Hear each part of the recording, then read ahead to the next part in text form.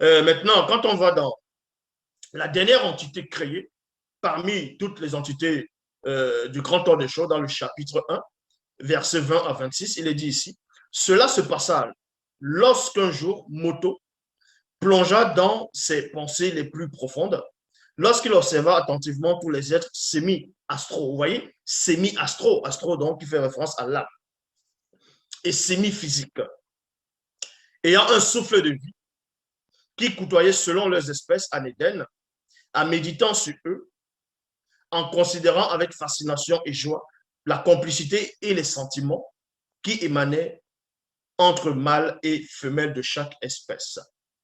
Donc, premièrement, on va vous expliquer l'âme maintenant, comme je vous ai expliqué tantôt, je suis la toute première personne dans l'histoire de la création qui vous donne cette révélation. L'âme est l'enfant du corps et de l'esprit de l'homme.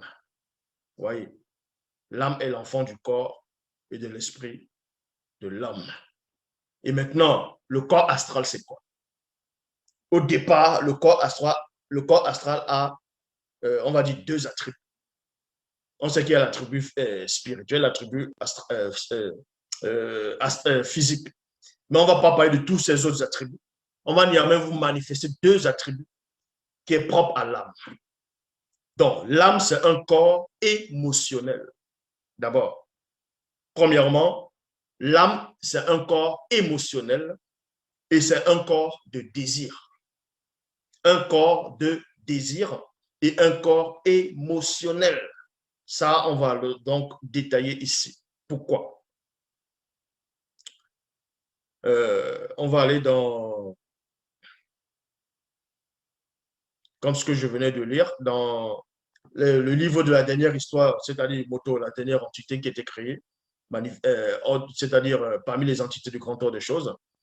Il est dit ici, cela se passa lorsqu'un jour, Moto plongeait plutôt dans ses pensées les plus profondes lorsqu'il observa attentivement tous les êtres semi-astro et semi-physiques ayant un souffle de vie qui côtoyait selon leur espèce en Éden, en méditant sur eux, en considérant avec fascination et joie la complicité et les sentiments qui émanaient entre mâles et femelles de chaque espèce. Il y a point ici. Moto se mit à voir les entités hybrides qui sont associées aux êtres semi-astro et semi-physiques, mâles et femelles de chaque espèce, ayant un souffle de vie. Il reçut spirituellement l'initiation, vous voyez, de ces êtres, c'est-à-dire de ces entités hybrides à travers l'observation des couples mâles et femelles de chaque espèce.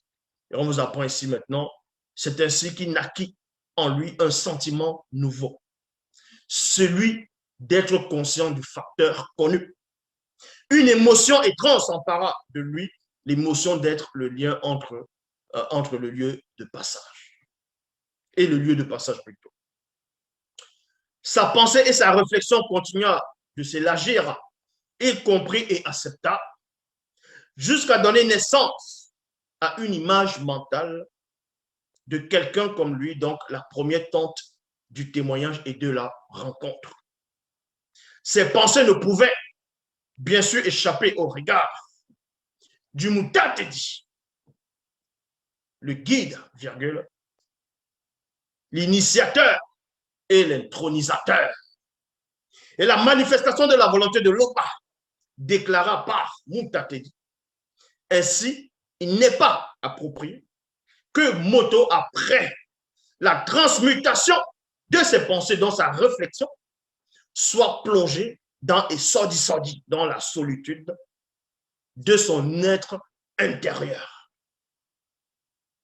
Car Moto se demandait en lui-même, se demandait dans son moi intérieur de savoir comment il extirpera l'attente du témoignage et de la rencontre à partir de lui-même.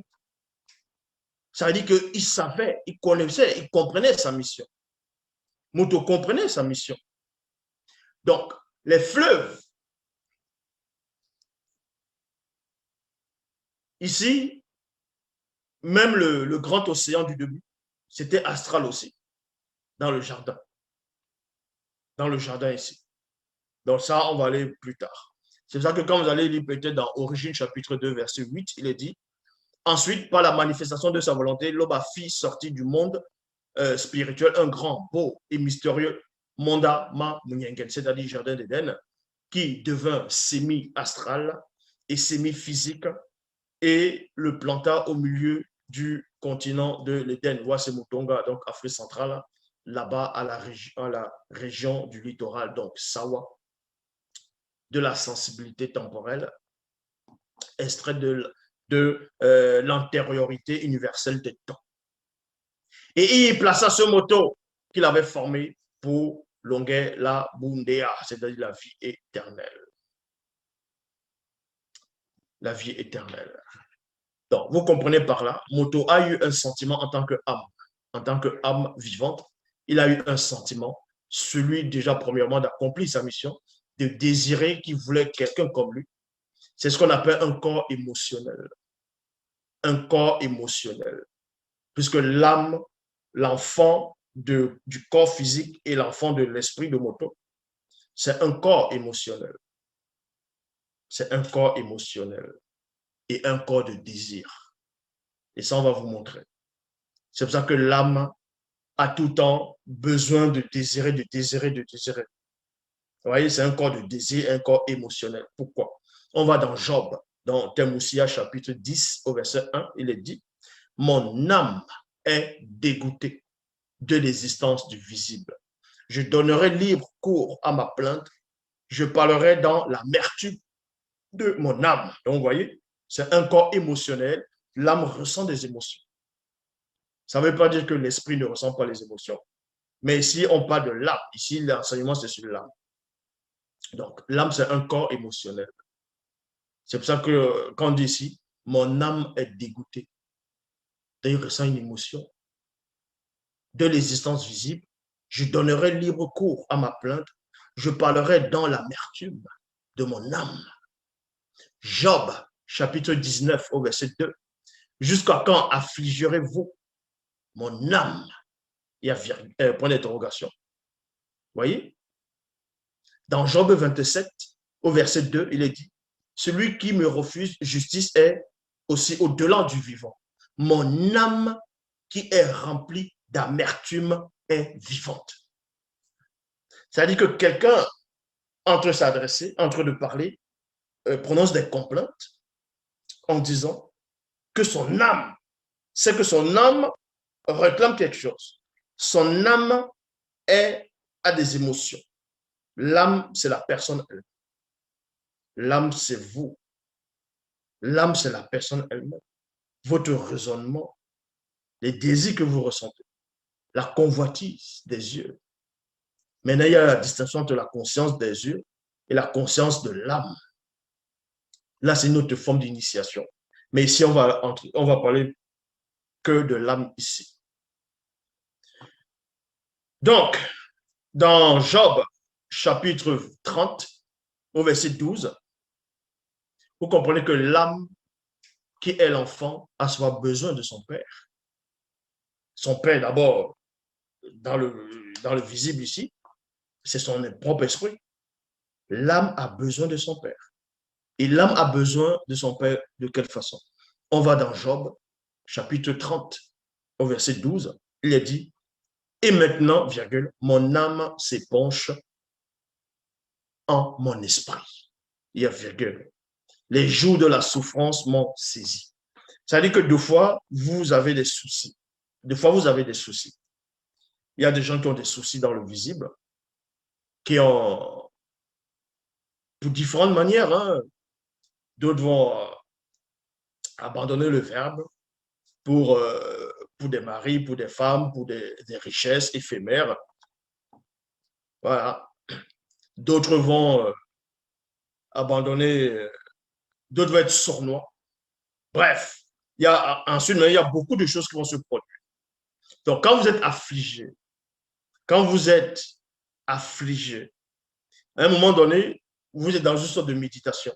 Non pas que parce que vous voulez méditer, mais il y a une sorte de poids qui vous saisit. Et là, vous mettez à penser à vos problèmes. Ah, quelque chose vous touche. C'est-à-dire qu'il peut y avoir une séparation entre un homme et sa femme. Et maintenant, elle te barre, elle dit, bon, c'est fini. Ou bien l'autre, dit, c'est fini. Après, l'été approche. Et ils appellent l'été approche. Tu dis, mais tu vas rester sans femme. Quand tu vois les jeunes filles, comme tu commences à voir les filles, tu dis, mais ah, peut-être qu'elle est là ou elle est peut-être avec un autre gars. Tu commences à avoir le chagrin. C'est-à-dire que ton âme est abattue. Ton âme ressent cela. Maintenant, tu vas aller t'isoler dans tes pensées. Tes pensées maintenant, c'est quoi? C'est que ton âme là va aller se réfugier chez son père qui est son propre esprit, premièrement. Donc, l'âme va aller s'affiger là-bas. C'est pour ça que deux fois, non pas que, parce qu'il y a la méditation volontaire, il y a la méditation involontaire, dont vous n'êtes pas conscient.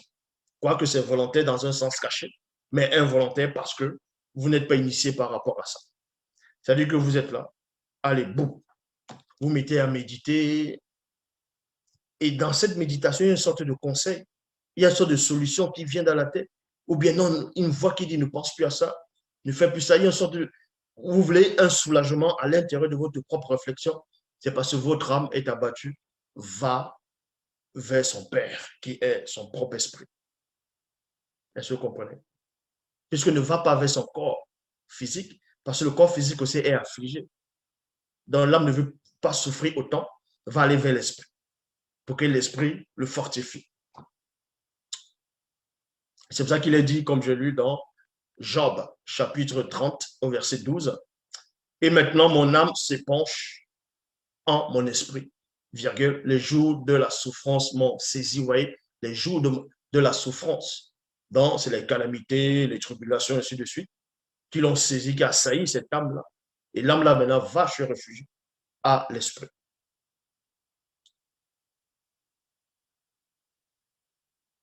Et l'âme, maintenant, peut transmettre.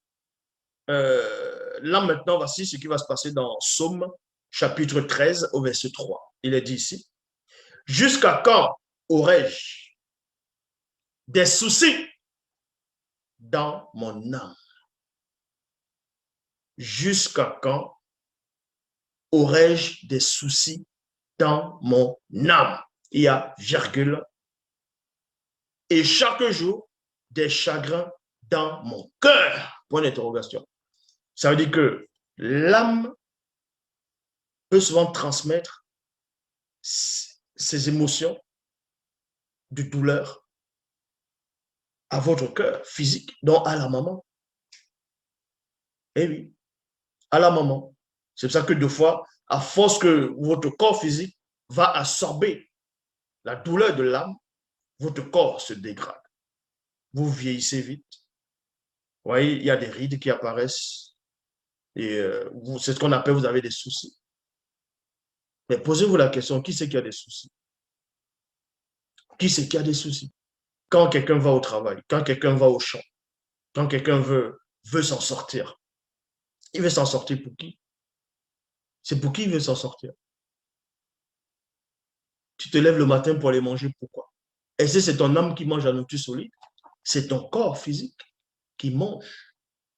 Donc, toi, en tant que fils de ton corps, tu dois être avec ta maman, ton corps, pour aller nourrir ton corps. Et tu nourris aussi mentalement. Est-ce que vous comprenez? Donc, l'âme, quand elle est attristée, et que deux fois, elle n'arrive même pas à aller vers l'esprit, son propre esprit, elle transmet la douleur au corps. C'est pour ça que ceux qui ont souvent, certains ont peut-être subi les chagrins d'amour, la déception, l'escroquerie, plein de choses comme ça. Il y a souvent deux consciences qui vont s'enfanter. Il y a la conscience du cœur. Vous sentez que votre cœur, vous avez mal au cœur. C'est-à-dire émotionnellement, vous avez mal parce qu'il y a une rupture, il y a eu quelque chose qui s'est passé. Votre cœur, vous sentez la peine. Vous ne voulez même pas manger, vous ne voulez même pas sortir, vous voulez pas, vous êtes blessé. Tandis qu'il y a une autre conscience dont vous pensez que ça vient du cerveau, est plutôt libérée, mais est en train de chercher des solutions pour que le cœur ne ressente plus ça. Donc, il y a deux consciences qui sont en train de lutter. Ça, vous le ressentez visiblement et émotionnellement. Mais ce qui se passe de l'autre côté, c'est que le cœur qui est affligé, c'est l'âme qui est touchée, donc il transmet cela au corps physique. Et le lien maintenant part, vous allez ressentir ça par le cœur, dans la conscience du cœur. Maintenant, l'esprit maintenant va néanmoins alimenter l'âme par un autre canal que vous allez ressentir dans ce qu'on va appeler le point sensible dans le cerveau. Vous voyez, pour une sorte de consolation. Et maintenant, si vous demeurez longtemps dans la tristesse, dans cet état d'esprit, c'est parce que votre corps physique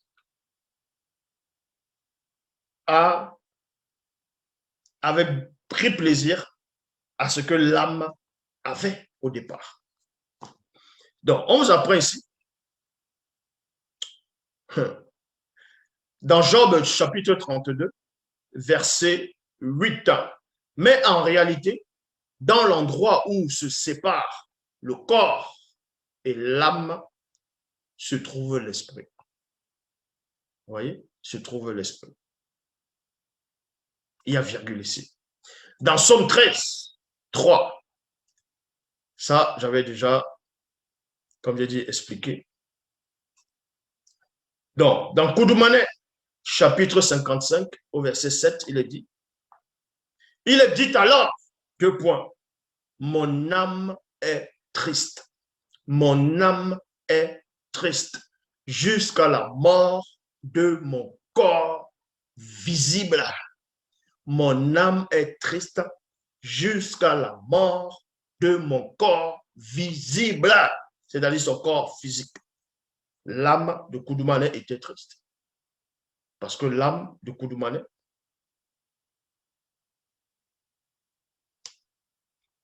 vivait depuis sa naissance dans le visible avec son propre corps physique et son esprit.